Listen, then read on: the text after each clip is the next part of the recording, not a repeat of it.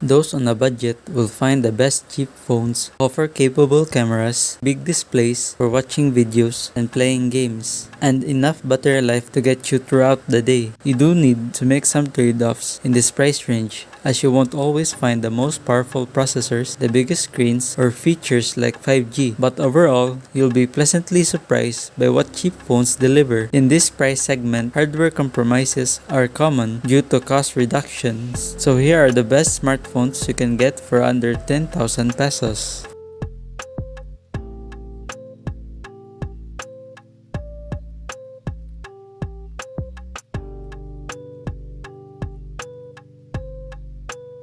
The Vivo Y20i sports a 6.5-inch HD Plus Halo Full View display. The display is good and would suffice for casual use. For cameras, you have a dual camera setup consisting of 13-megapixel wide-angle camera and 2-megapixel depth of field, while for selfies, we have an 8-megapixel one. Running the Y20i is a fun touch OS based on Android 10. Powering the Y20i is a Qualcomm Snapdragon 460 chip paired with Adreno 610 GPU and 4GB of RAM. It will be good enough to handle basic tasks such as browse and heavy social media use. For battery, you've got a massive 5000 mAh battery with 18 watts fast charging support. Using the device could last you a day or two on moderate usage. To be fair, the Vivo Y20i is one decent device. It has an immersive display, a pretty good set of cameras, and a large battery. However, for its price, I think that it's a little overpriced for its specs. To think that it still sports a micro USB port, and this price point you can cop the Realme 6i and the Redmi Note 9, which comes with better specs. The Y7A is one of the prettiest and attractive smartphones out there. The Y7A sports a 6.67-inch Full HD Plus IPS display with a resolution of 1080p. The Y7A gets a quad rear setup and it also comes with a 6x zoom.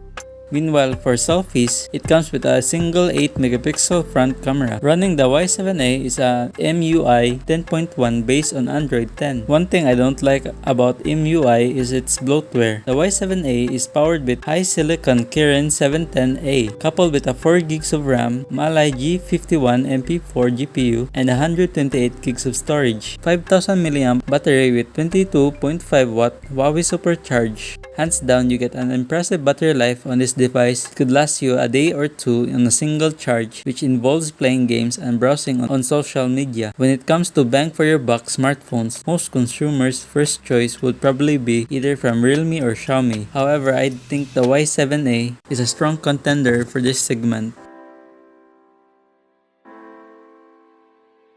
Take a glance on the Oppo A5 2020 and you can tell it's not a premium level flagship phone. You get a lot of screen for your money, a 6.5-inch LCD display, but the LCD display is running at a relatively low resolution of 720p. The combination of 5000 mAh battery and a relatively low resolution means battery life is one of the standout features of the Oppo A5 2020. You can in some cases get through to a second evening with the phone, though not if you are doing a lot of gaming or video watching during the day. The A5 2020 sports a quad lens camera on the back. One of those is a depth of field sensor, while another is a small 2-megapixel affair. It's the wide 12-megapixel and the ultra-wide 8-megapixel sensors that really matter, and which are going to get you decent photos in most lighting conditions. The Oppo A5 2020 is for people who don't want to spend much money, obviously, but who also want a phone that will do a good job with movies and other videos. If battery life is important to you, that's another reason to consider the Oppo A5 2020 for your next purchase.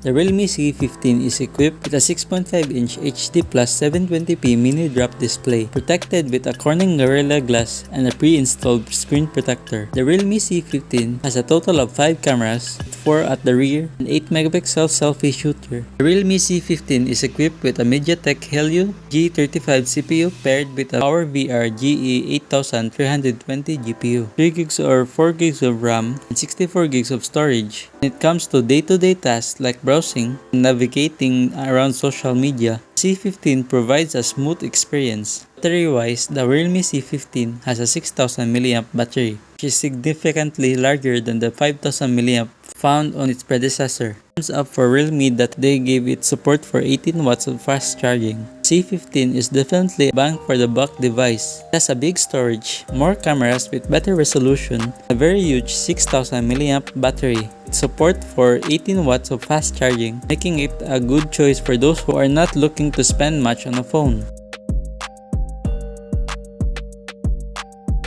The Realme 6i has a 6.5-inch IPS display with a resolution of 720p. This is quite low on paper, however, it's not bothersome for regular daily use. It's not winning any awards for displays, but it's enough for text to appear crisp. The Realme 6i comes with 4 rear cameras. And checking out the 16-megapixel front camera by default, the Realme 6i runs on Realme UI based on Android 10.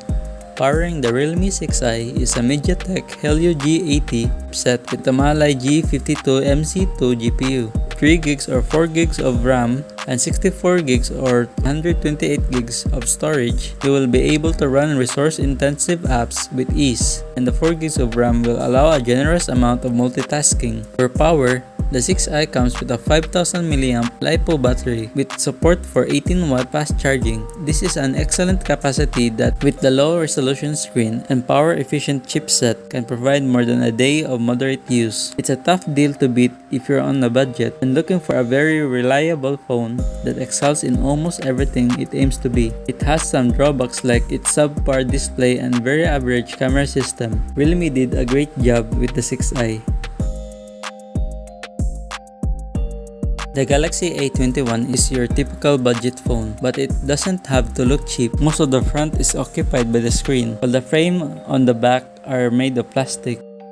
Samsung knows how to make a good-looking phone, and you would not be disappointed how the A21s has turned out. One of the Galaxy A21s key features, a large 6.5-inch IPS TFT screen, 720p plus resolution. The budget class 720p is the acceptable resolution, and it is in line with most of A21s competitors. It's available in 3 different configurations. The Galaxy A21s Exynos 850 entry-level chipset by Samsung. It has an octa-core Cortex A55 processor with all cores clocked at 2 GHz. The Galaxy A21s has a quad-camera setup on the back with a rather familiar arrangement.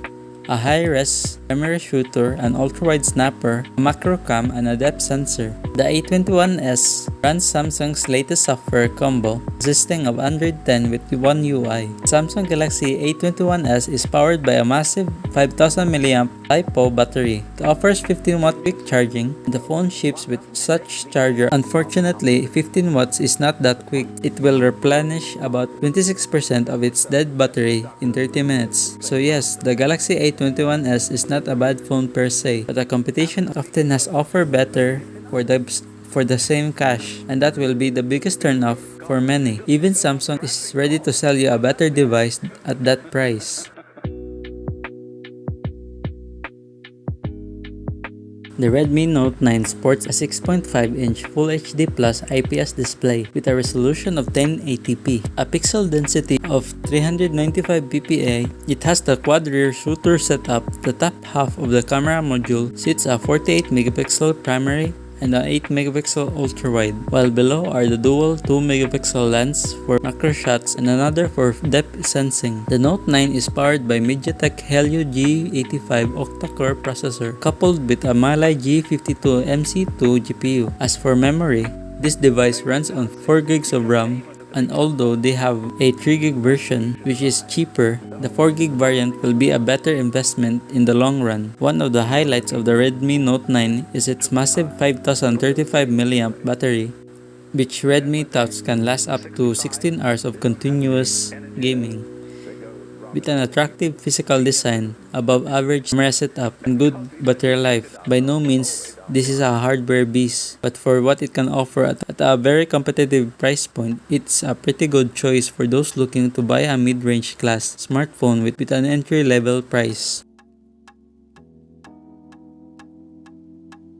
The Redmi Note 9S sports a large 6.7-inch IPS screen with Full HD plus 1080p resolution. Protecting it is Corning Gorilla Glass 5 with a pre-installed screen protector. The Redmi Note 9S comes with 4 rear cameras, a 48MP primary, an 8MP ultra-wide, 5MP macro, and a 5MP depth sensor. For selfies, it uses a single 16MP shooter residing in the punch hole. Powering the Redmi Note 9S is a Qualcomm Snapdragon 720G octa-core CPU, Adreno 618 GPU, and up to 6GB of RAM, and up to 128GB of UFS 2.1 internal storage. The Redmi Note 9S provides excellent performance, especially at such a low price. Neither gaming and heavy multitasking pose a great challenge thanks to the hefty amount of RAM and powerful chipset. When it comes to battery life, this is where it shines. At 5020 mAh, it can easily make the Note 9S last 2 days under moderate usage. You are getting an attractive and tough design, a big high-resolution display, great cameras, smooth performance, and huge battery. All those things at such a relatively low price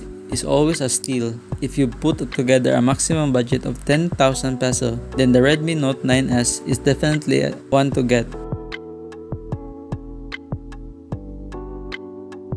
The Realme Narzo 20's body is comprised of a polycarbonate rear panel that features a textured finish and its new V design. At the back, there is a square rear camera module and a rear-mounted fingerprint scanner.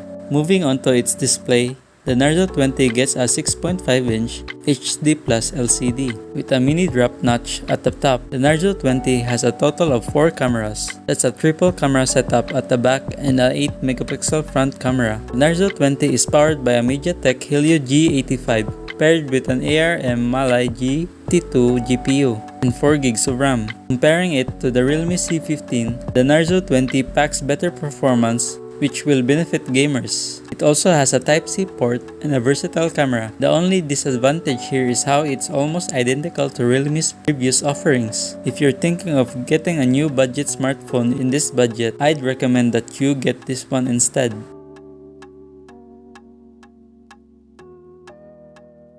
Poco's latest budget phones comes with a redesigned back and a Snapdragon processor. When compared to most budget phones, the increased design definitely deserves the word value for money and features excellent build quality with a water-drop 1080p LCD at the front. Although the Snapdragon 662 running inside the Poco entry is not a power-packed performance choice, users still can have a complete and fluid experience using the global version of MIUI 12. To keep the cost down, the ultra-wide-angle lens was sacrificed for a better quality 48MP primary lens, which can take great photos especially in low lighting. The other two cameras, the macro lens and the portrait depth of field lens, completes the camera setup on the phone. The 6000 mAh battery of the M3 far exceeds what an affordable device offers. The Poco M3 is equipped with 18 watts charging, which is not really a remarkable fast charging solution for an Android phone. Although the phone could not be praised for its performance and charging, some features like its excellent build quality,